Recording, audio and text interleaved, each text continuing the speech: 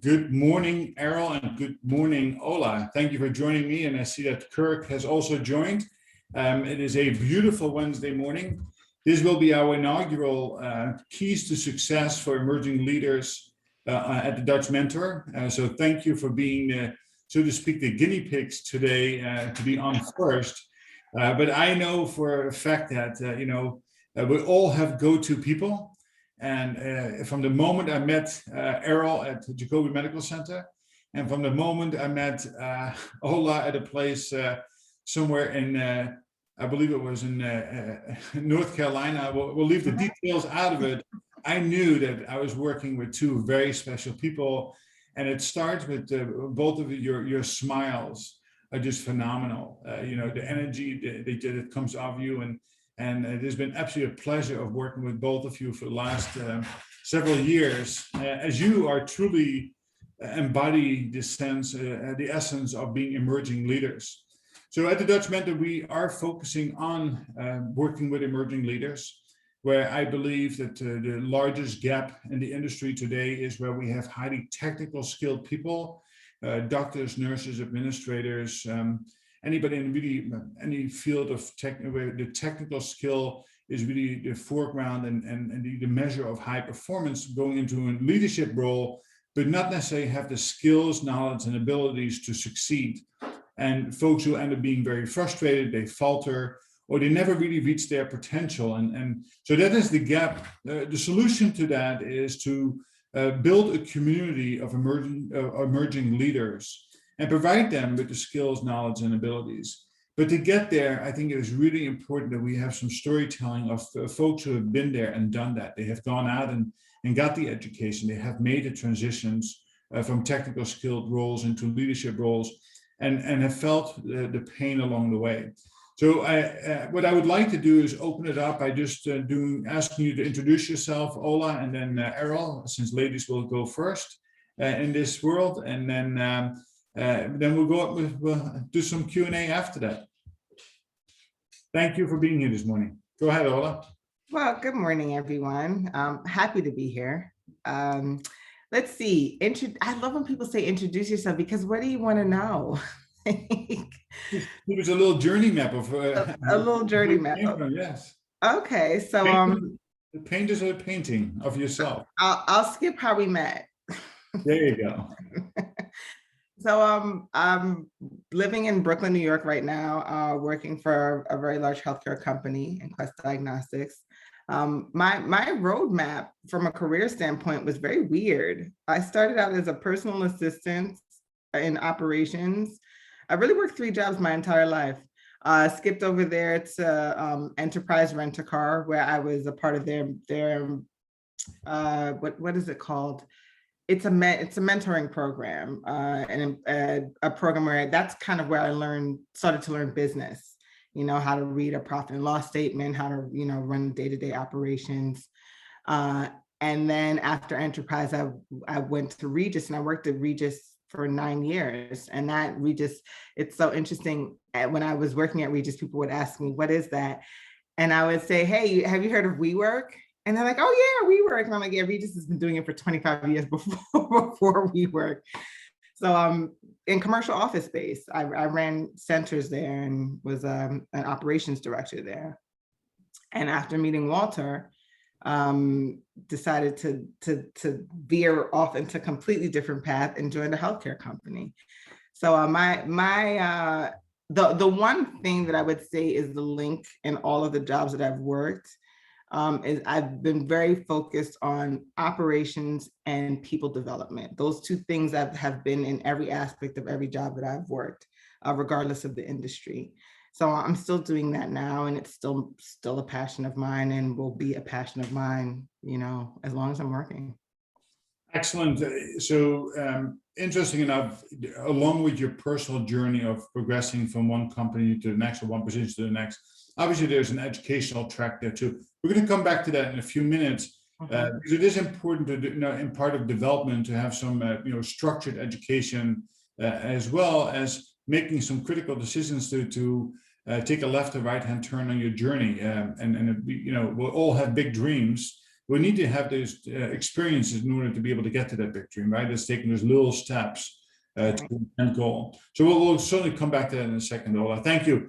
Errol, welcome. Good morning, everyone.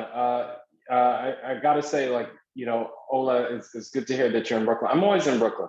After this, we've got to now catch up. So I would say about me, you know, at first I was going to talk about the work that I did just in the education field and say how I'm now in organization development, but to like journey map that in the humblest of beginnings, I started out at I think the most significant point, most recent point in my journey is I had started out at a charter school that was starting in my community, and it was being, you know, protested, and, you know, it was controversial at that time, the news, and my crazy behind says, you know what, I want to work in a place like that because I like a challenge, right? And the first role I had, which a lot of folks don't know, was to be an aide in the morning. I literally used to work an hour and a half from 8 to 9:30 a.m. and then come back home. And I joked that my neighbors probably thought I did a morning run. They had no idea I got my pay for the day.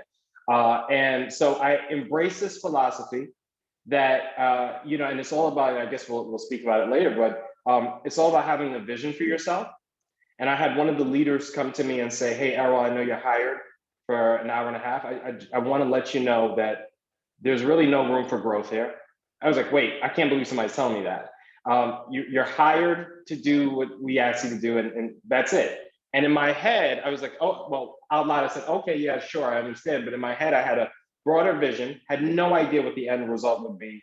But I knew that if I dressed the part and I worked my behind off, I could do something. So 5 promotions later, I had, yeah, and since then they've left the organization. 5 promotions later, my last role was to create a community adult education program from scratch, no blueprint, no funding, no staff.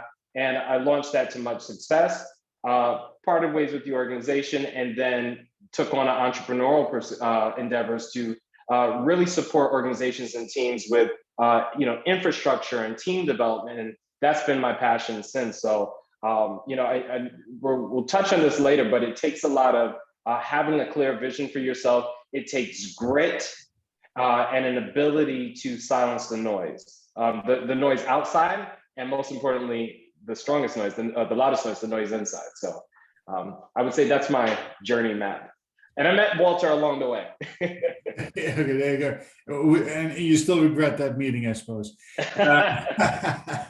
So thank you, Errol, and thank you, Ola, for sharing that. So interesting enough, right, is that I truly believe in, as I wrote that my last book about climbing the proverbial career ladder, you know, it is about a roadmap.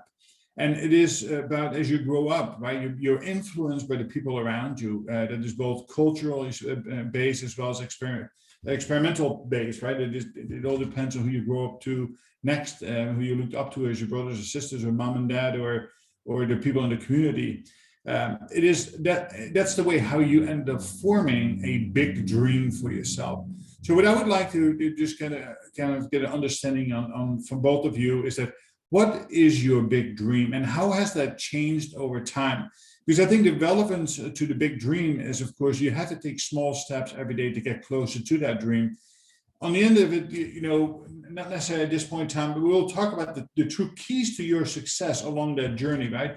But let's first establish kind of a base that as you grew up as a child and went to college and have all these life experiences, what is your big dream, and how has that changed over time? Errol, since you're on the screen, why don't you go first this time? Oh man, so thinking about my big dream, one thing I say to folks that either I'm coaching or it's my friends or folks that, you know, that are younger than me. I hate to say the young ones because I still like to believe I'm young. I still like to believe, you know, I know there's a couple of gray hairs in here, but I still really like to believe I'm part of the millennial younger crowd and all that. But I usually say to them, passions change all the time, right? I think that we are conditioned to believe that, you know, when you have a passion to, you know, let's say do a career, you want to be a doctor, you want to be a lawyer, one of the traditional main pathways, or you want to probably do tech, and that you're going to do this to the day you retire then die. Like, I think that's a fallacy.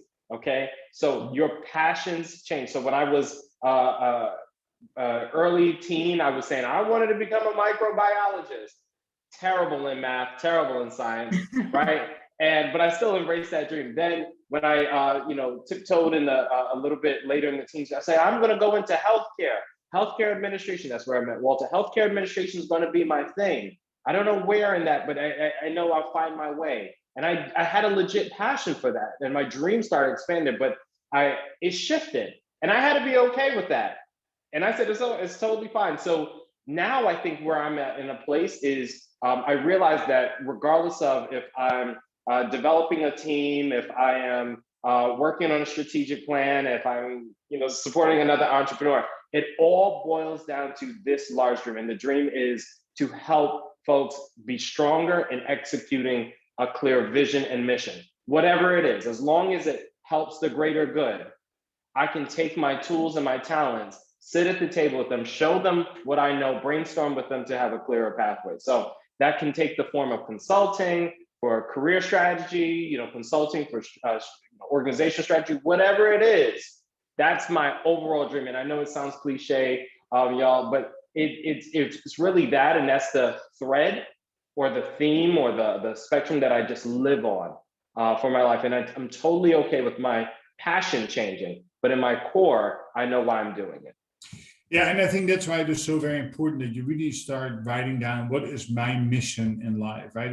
My mission is very similar and very strong, and I will hold myself to that, is that I want to positively impact people so they can take care of people, right? So that therefore I'm in healthcare, but if I can affect a doctor, a nurse, administrator in a way that for them to become better leaders of people, then the people who they lead will be the beneficiaries of that, and therefore will be higher engaged. And if they're higher engaged, they will deliver higher quality of care. And that is the common thread and the common bond is. Now, rarely a journey map has a straight road on it. And if it is a straight road, it's probably a very boring journey. So it is really good to see that you have taken some real left and right hand turns along the way, and allow yourself to grow up and remaining open to new options, right? And we'll talk about risk taking in a minute. So thank you, Errol. Ola. So I would say my big goal or ultimate dream definitely did change. So I didn't know what I wanted to do. I had no clue. My major was French in college. Nice. Pas de tout. So no. Oui. That was my major in college. And then I thought that I wanted to be a French teacher. And then I realized that I have to go to more school. And I was like, I really don't want to go to more schools. And I thought I wanted to work for the UN and be a translator. And then I found out that I needed to learn a second language to do that. And I was like, I don't really want to do that. So I kind of was just looking for a way to support myself so that I can move out of my parents' house after I spent 5 years at Spelman College and came out with no direction and had no clue what I wanted to do. So that I just fell into operations.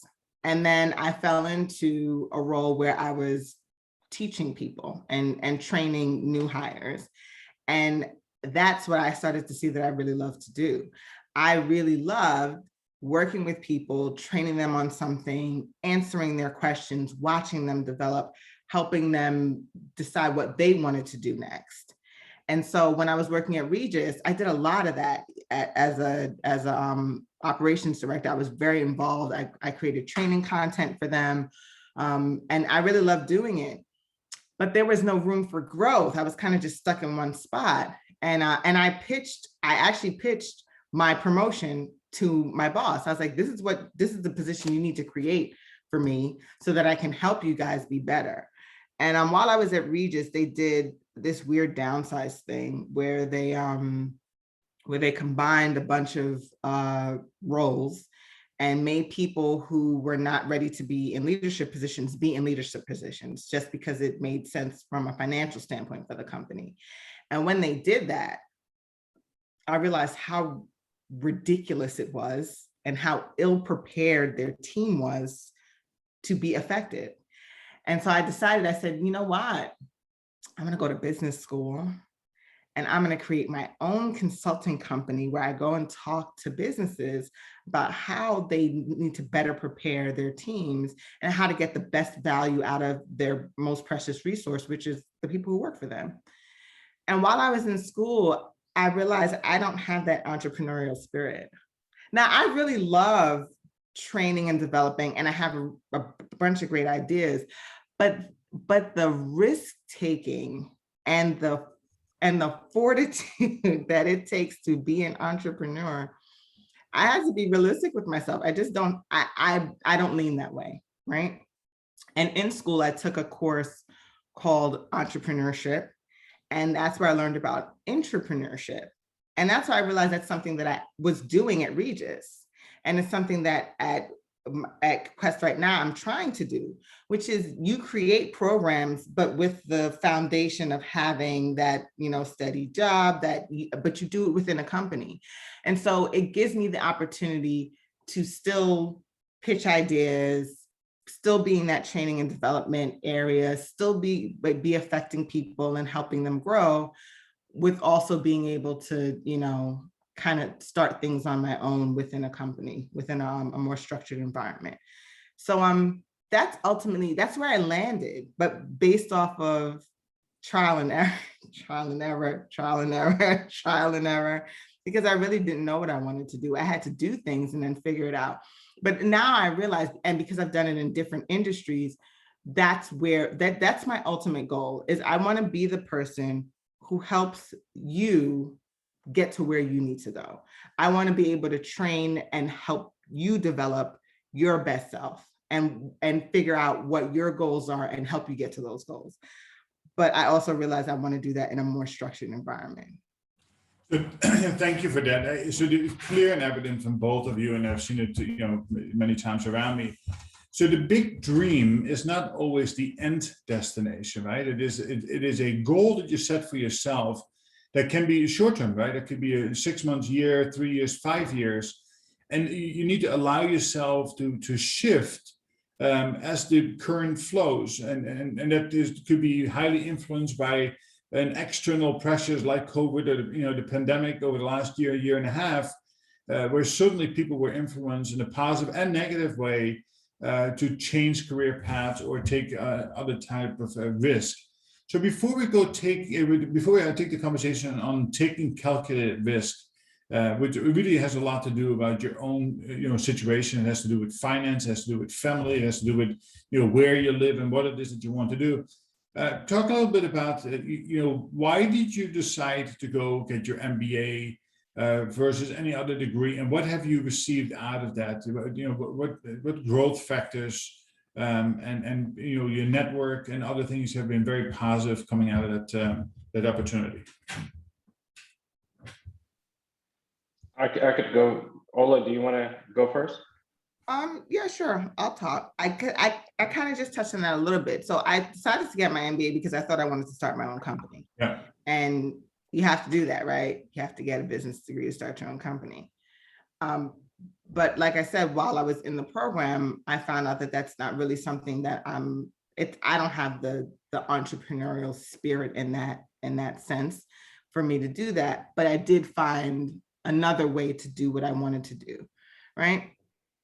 So while I was in the program, one of the things that really I really benefited from is the network. So I went to a cohort system, and that's what I really wanted to do. I wanted to be with a group of people. I wanted to go through the journey with people, and that was really beneficial to me because the job that I have now, I got because of networking. It's somebody in my cohort who, I ended up meeting Walter, and that led me in the direction that I'm in now. So that networking is super important. And I hate to say that it's hard to get it other places, but it really is.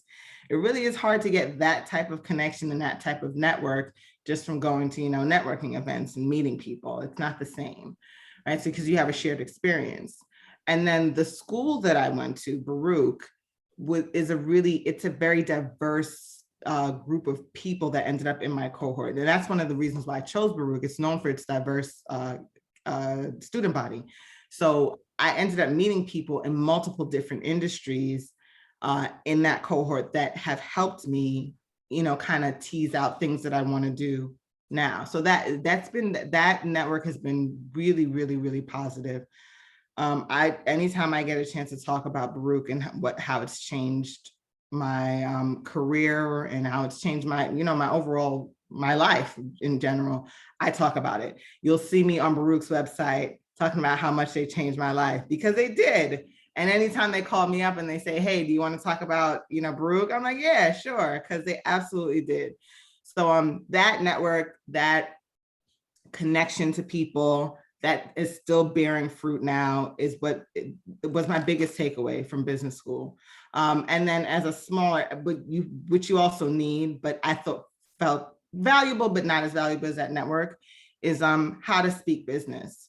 I go into meetings now and there's certain lingos and ways people are talking and things people are talking about that had I not gone through that program, I don't think I would understand. And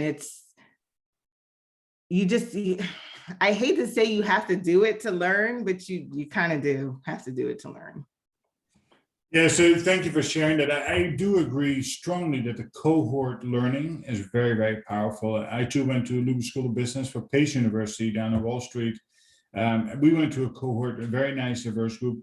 It's 15 years ago, 14 years ago, and I'm still very close friends with many people in the class and people I can call upon if I need something from a marketing perspective, a finance perspective, education perspective. And that is really now the price tag that came along with it, that we'll leave that up for another discussion sometime. Is it worth the price tag to do that? So Errol, you've taken a slightly different track up to this point. Absolutely.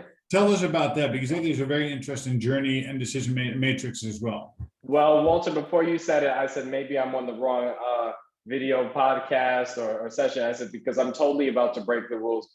Ola and Walter, with all due respect, I think there's incredible value from there, but I've got to say, I found an alternative path, right? So I think traditionally we're taught that you have to go get your MBA to start an entrepreneurial endeavor, to learn business skills. I think I challenged that. I said, if a high percentage of, it's so funny, I said that my light went out just now.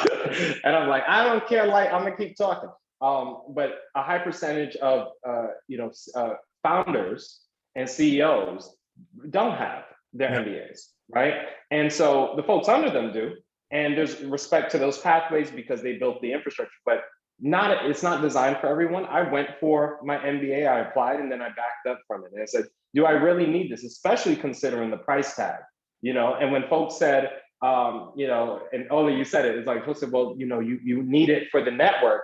I said, well, I'll just go to all of NYU and Columbia and Baruch's happy hours and make friends with them and add them all on LinkedIn and then create my own experiences. I will get in that network, right? And that's why we use things like LinkedIn, because we recognize that those networks, that traditional networks, were not enough.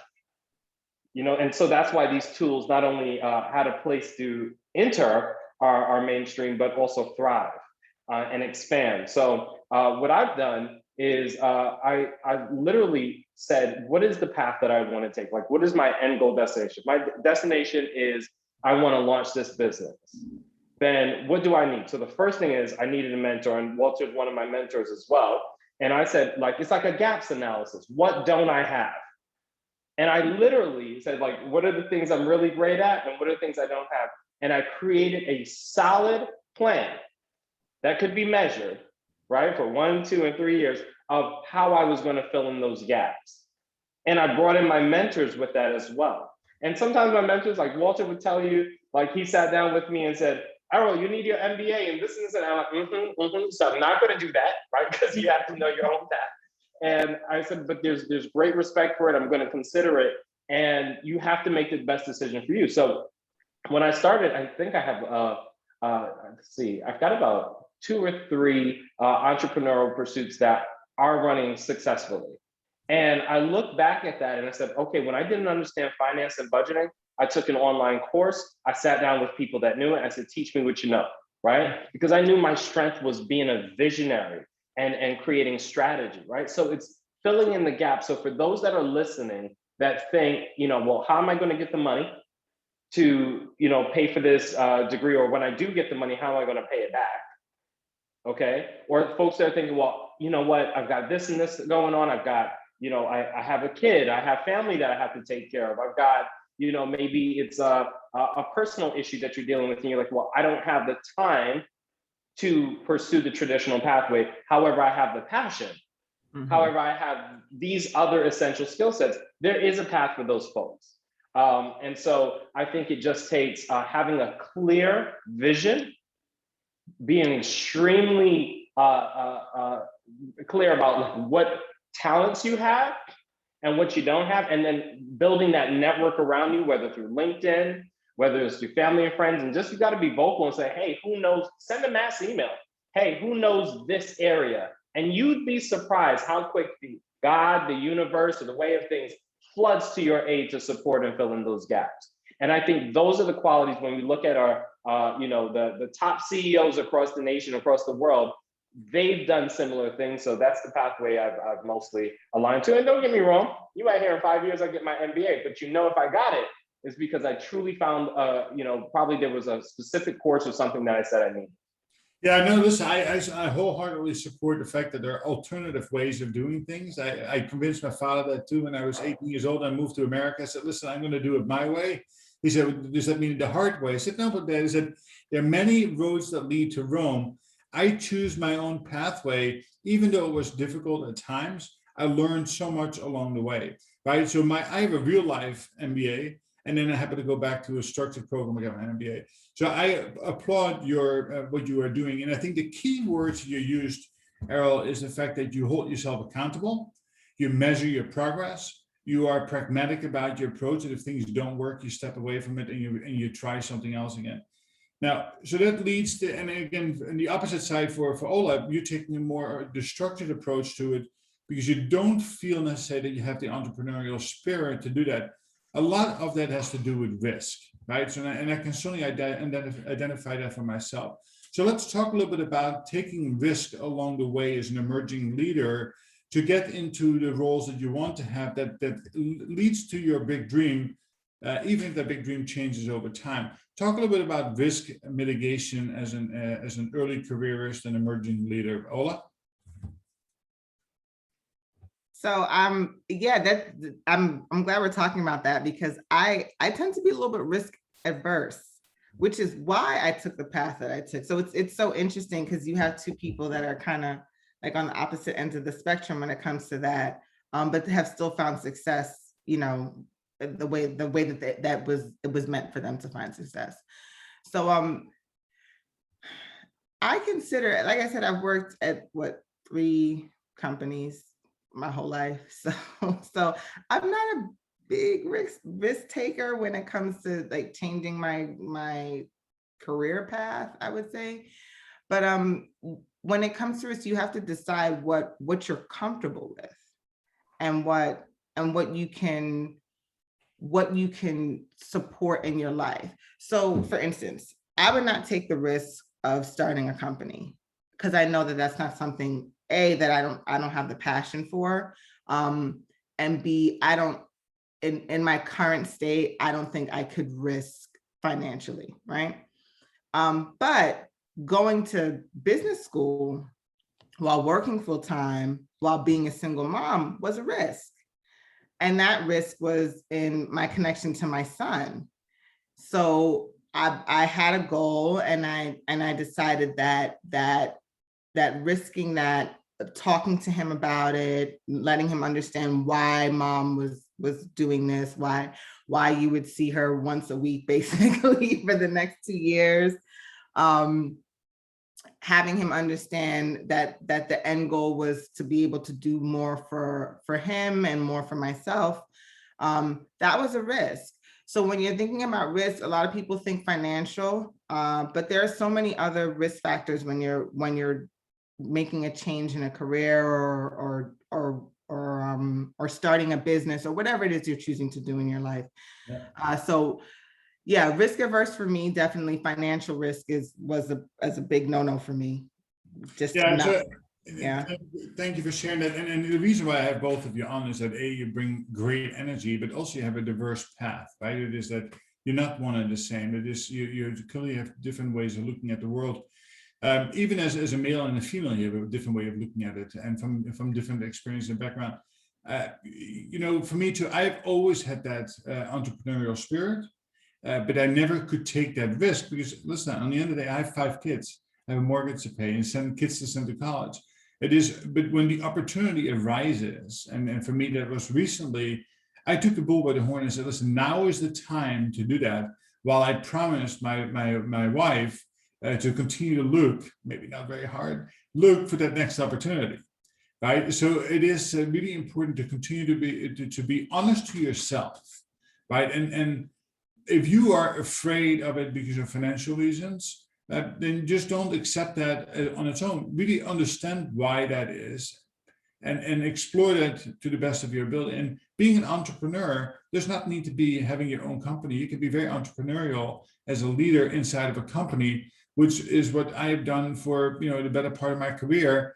Be the lone wolf on top of the mountain and say, come do it my way, right? It is that, and that I got great fulfillment out of that. Now, Errol, listen, one of the reasons why I love you is that, whenever we talk, there seems to be another, thing that you have, feel passion, energy about. And it's not the word another thing, because you sink your teeth into it, and you have been very successful in executing your ideas, and you're patient, you're vigilant, you're agile. Talk a little bit about your risk mitigation or your fears along the way, and how you best manage that to be able to get to do the things that you feel most passionate about.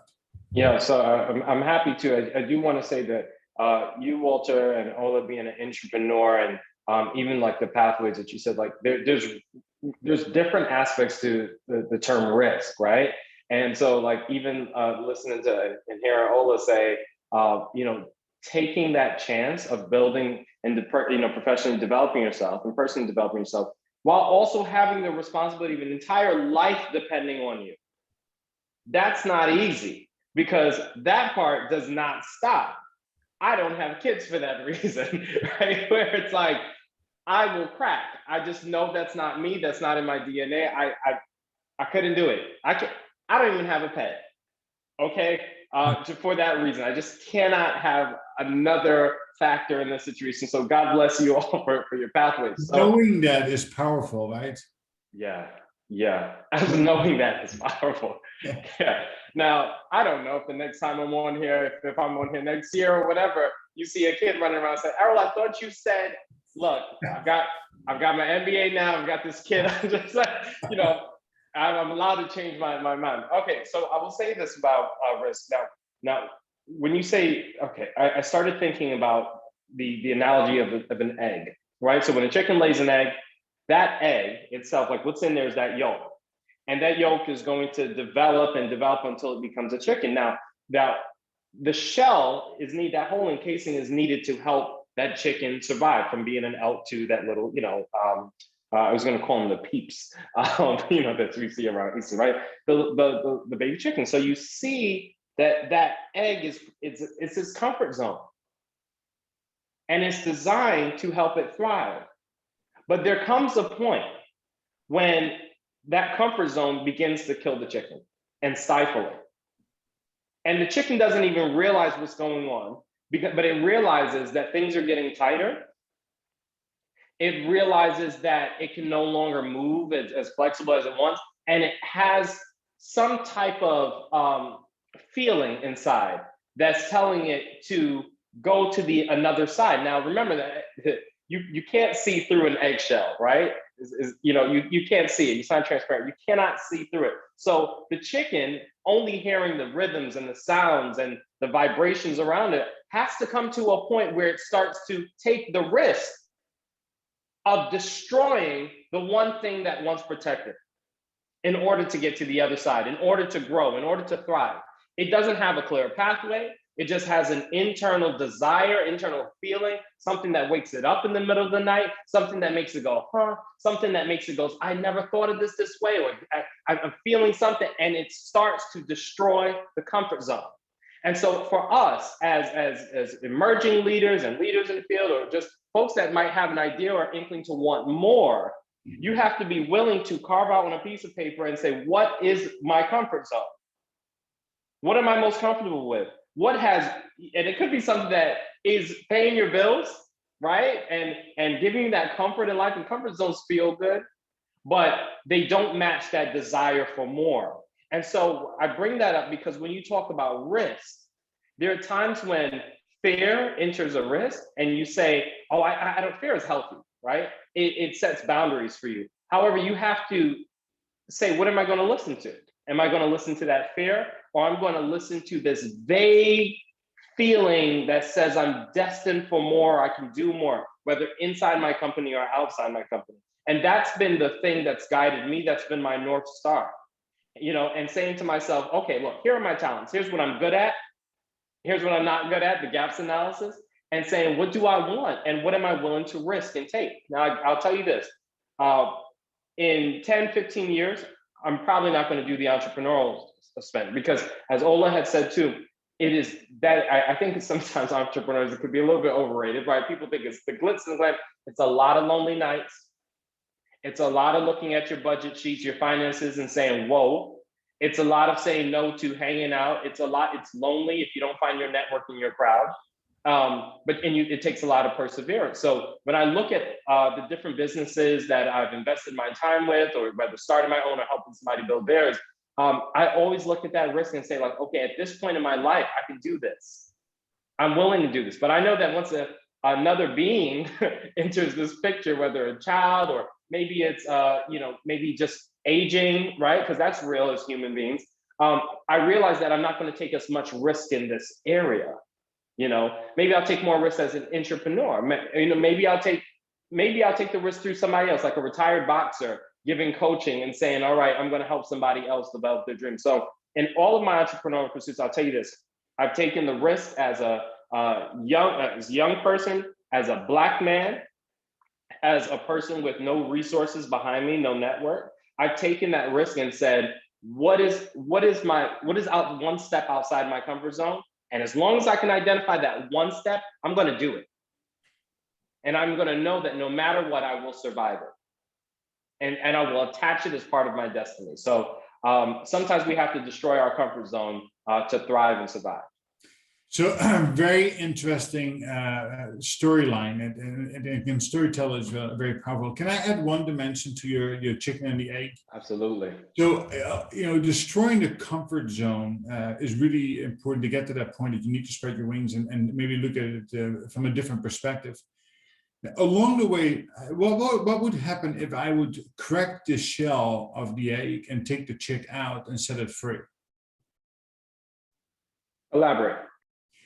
So if the chick has to peck at the shell in order to come out, if I would take that shell, if I see it starting to peck, giving me a signal that it is ready to be promoted to the free world, and I crack that shell open and now I've set it free, you are now a chicken without that comfort zone. But what would happen to that chicken? That chicken could die if it's too early, if it's way too early. And why is that, you think? Because that comfort zone is needed to a certain point in its stage, right? Like in its development, right? Go ahead. Yeah, take this comfort zone one step further. In order to be able to set your wings, go into the free world or get to that promotion, you need to gain strength.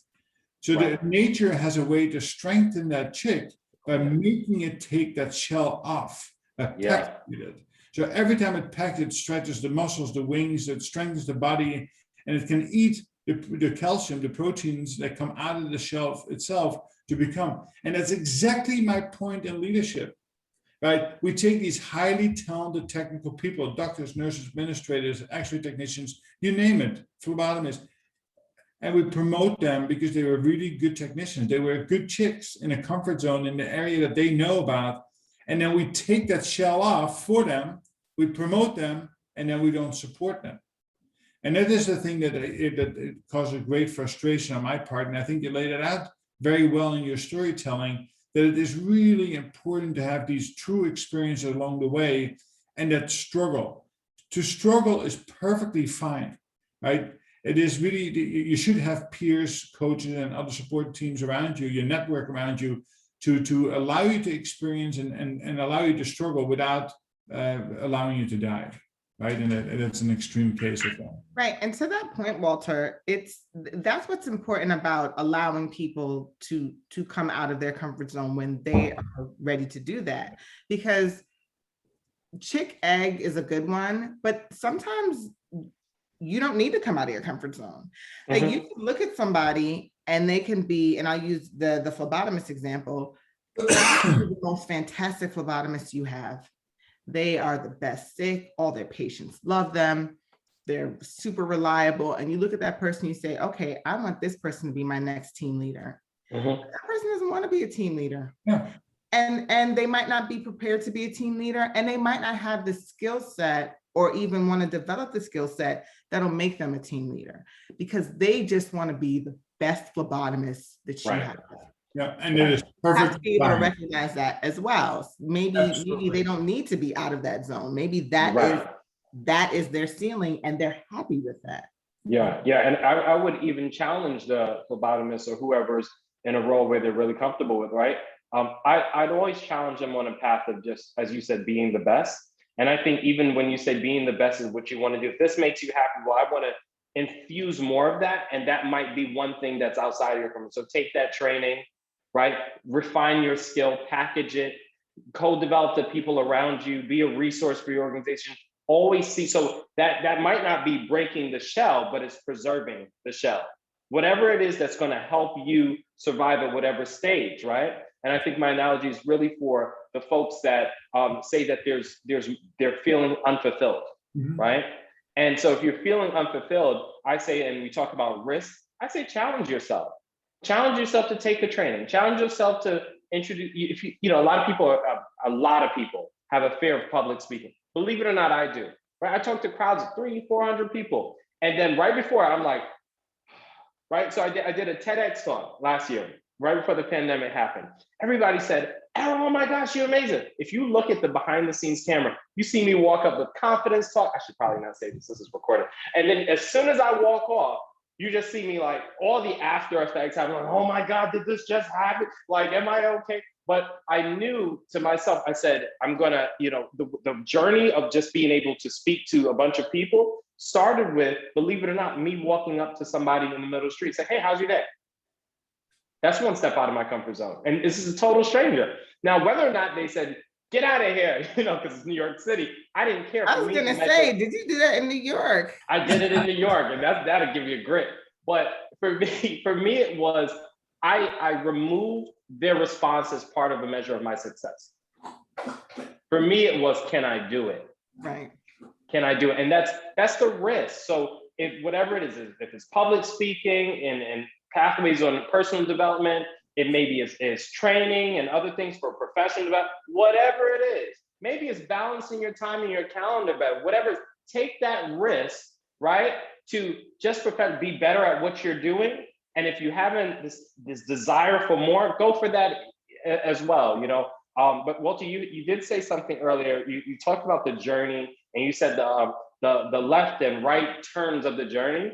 And immediately, probably because I've been watching too many boxing videos recently, I was like, no, it's like more the left and right hooks of a journey, right? Because it's like the ability to get hit and keep on going.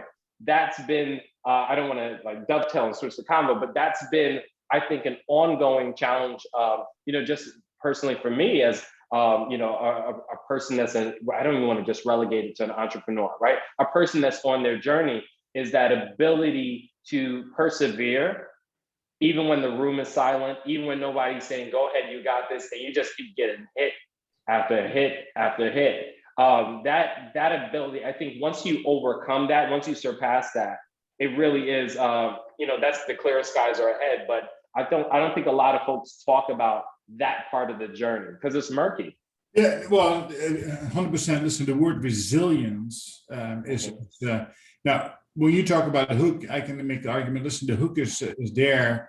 God placed difficult moments in our lives on purpose because it strengthens us, right? It is that when I get hit, I have a choice. I can lay down and play victim, or I can stand up and be victorious. Well, I choose, because my glass is always half full, not half empty, that whatever hit I take, I see that as an opportunity to grow, to further myself, to have a greater impact, and really kind of open up my eyes and horizons on how I can bounce back even bigger and better and have an impact on the people. And that takes that hook back to your mission, right? That on the end of the day, at the core, is that if I can have a positive impact on people who lead people, or to be as a direct care provider, as a paramedic, then listen, I feel fulfilled. But that's exactly the mission of today's talk. We're already 46 minutes into it.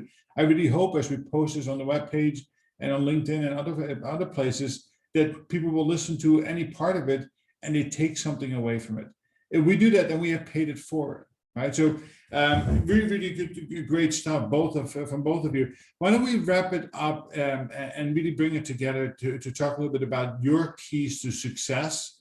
Ola, if you want to go first, and Errol, if you want to wrap it up, that'd be great.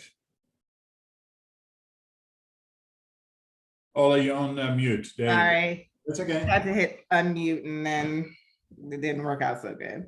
So I think my biggest key to success is my ability to ask for help. I am never I never consider myself the smartest person in the room, because if you're the smartest person in the room, you can't learn. I'm never afraid to tell somebody I don't understand, or can you explain that to me?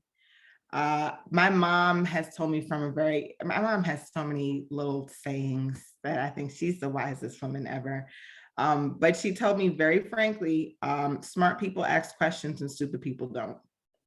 So if you can't ask for help, if you can't admit that you don't know something, if you can't, find people along your path that'll make you better and that'll teach you things, you'll never be successful. So that is my one. If I had to choose one thing that has helped me my entire career and it continues to be the key to my success, is I'm never afraid to admit that I don't know, and never afraid to ask for help and learn. Listen, as we've spoken before, I think that is really, really powerful, right? Asking the right questions, or even asking the wrong questions. Yep. It is about learning along the way, right? Because you learn just as much from a stupid question, but you're likely to fail if you don't ask it, right? And I've seen that sadly enough in medicine too often, that the negative consequence of people not asking the right questions, or asking questions period, might be a poor outcome. And it is not, don't think about it at the time of an autopsy that I should have asked. That's a little late, right? Now in business, it might not be that, to that extreme, but it is really important to get into to the point of asking questions. So I think it's a really awesome key to success that you share with us, and I appreciate it. Errol. Yeah, I just want to, before I dive into the keys here, I do want to comment on that. Even if you're a leader in an organization, even if you're a leader on a new team or whatever, you can say, hey, what's going on in this area? I actually don't have as much clarity on it. Now, granted, you don't want to walk in and say, I don't know anything, because that sets a bad tone. But to come in and have humility, and I've done this, and I'm telling you, I'm practicing what I preach. I've done this where I said, well, I returned to the gaps analysis. I said, here's what I know, here's what I don't have more clarity on. I do believe the answers are in the room. I need your help. Putting down my pride for the larger good, right? And Ola, yes, our parents, I don't know, they have these like really great quotes. I started writing down all my mom's really great quotes. And I'm like, Mom, what did you say again? And I'm like fasting and just writing it, because I'm like, there's no way I'm gonna remember all of these. So my dad was a part-time custodian and janitor at a daycare. And I used to see him walk around with these big key rings. The janitors have these big key rings. And I think even when he retired from that, he had that habit of still walking around. I'm like, Dad, what are all these keys? You never know what you need. You need a key? I'm like, no, I don't. And so when people say the keys to success, I want to remind folks that are listening is as you go on this journey in your life, you're going to collect keys. And the keys might not make sense to you in that moment, but collect them, write them down. Okay, and embed them into your practice, embed them into your spirit, because when you come across a lock that's foreign to you, you're going to have to try a couple of those keys out. And life will have it that you've gotten that answer, you've gotten that key before. So when you hear this, don't just look for what is the thing that's going to make me successful. No, no, no, no, no. That's the wrong approach. Think of yourself as having the giant hook for, the janitors have that giant key ring, and putting another key on it and say, okay, this might not make sense now, but I'm going to carry it with me. So I would say some of the keys that's worked for me is just simply having a clear vision. And what that looks like for me is I actually have a vision board on my phone. Not fancy, I'm not buying an app. It is, I take a picture and write 3 affirmations underneath, and I read it every morning. I read it even when I'm feeling really, really low, right? All this motivational stuff sounds great, but then when those times where you hit that slump, you have to be able to read something and remind you. So have a vision and make it plain, make it clear. Make it clear and so plain and so relevant to your passion that you feel something when you look at that image or read that affirmation. The second key I would say is have a plan to work it. And then the third key is bust your butt. That work ethic's got to be insane. It's got to be insane. And it's that discipline that says, you know what, I really don't feel like doing this today, but it's not about what I feel right now. I cannot go based off of my feeling because I'm going to get what I always got. I got to go based off of that plan and trust that I was in a great state of mind when I put that plan together, that vision together and that plan together, and I'm going to work it, and I'm going to work it until it works. And so I would say vision, a plan, and that strong work ethic. Those are the keys. Well, thank you very much. Both of you delivered a powerful closing to our great first Keys to Success YouTube live series. I think you have both set the bar very high for the future, which I had no other expectations. That it was a fluid conversation. 52 minutes flew by, so I'm deeply appreciative for having you both in my life. You both have made me a better person, and I look forward to being part of your journey. And as I will invite you to come be part of my journey for in perpetuity. I think that's the right English word. I might not be able to spell it, but I think I'm on the right track over there. So thank you, Kirk. I know you've been driving. I hope you can give us a thumb up. You want to just, you have a couple of comments by any chance before we hang up? Yes. Thank you for sharing all this information. I could relate. I started off as a tech, and I gradually over the years, I got referrals based on the work I did. People recognized it, and I grew in my career to eventually a manager. And I also went to Baruch to get my MBA, to get the formal training, because even though the skills I had got me to where I was, I still didn't have the competencies to be a great leader. I recognized that after attending Baruch, how important feedback was and engaging my team. And once I did that, I had a totally different response. I can relate to Ola that we met on one of those campaigns for Baruch. I have nothing but great things to say about my experience there. And I'm also trying to navigate and create a vision board for myself. I just learned about that as well, so I can get to my goals. So this was very informative. I appreciate all the all the experiences everybody shared, and I'm going to take and learn from it. Excellent, wonderful. Thank you, Kirk, for that feedback. And it is, what you are doing by dialing in is about continuous development, and it's one of the key responsibilities of leaders or those who want to lead is to continuously learn, not act like the last webinar, conference, speaker that you have listened to, but just take that as an accumulation of experiences. And I might just have to borrow from Errol. Take those keys to success that other people have lived, put them on the ring, carry them with you in your heart and in your mind, and apply them when it is the right time to do that.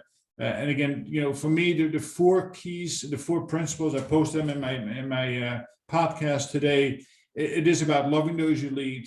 It's about leading to context and not control, creating that safe psychological and physical safety for your team, and to work with great focus. So with that, I'll end the series today. Thank you, everybody, for participating. I look forward to doing this again in the very near future. We have a few very talented lined up, but great stories. I think the next one will be focused around mental health and mental awareness, especially post-pandemic, as that is extremely relevant I had a wonderful speaker from that I met on a Clubhouse from Africa, South Africa, who is working there with teams around this phenomenon. And there's some real negative downsides on what the pandemic has done to people who are working from home or in hybrid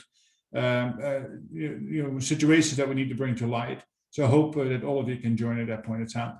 Have a great day, and thank you very much. This is the Dutch Mentor. We're signing off. Take care, everybody. Thank you. Take care.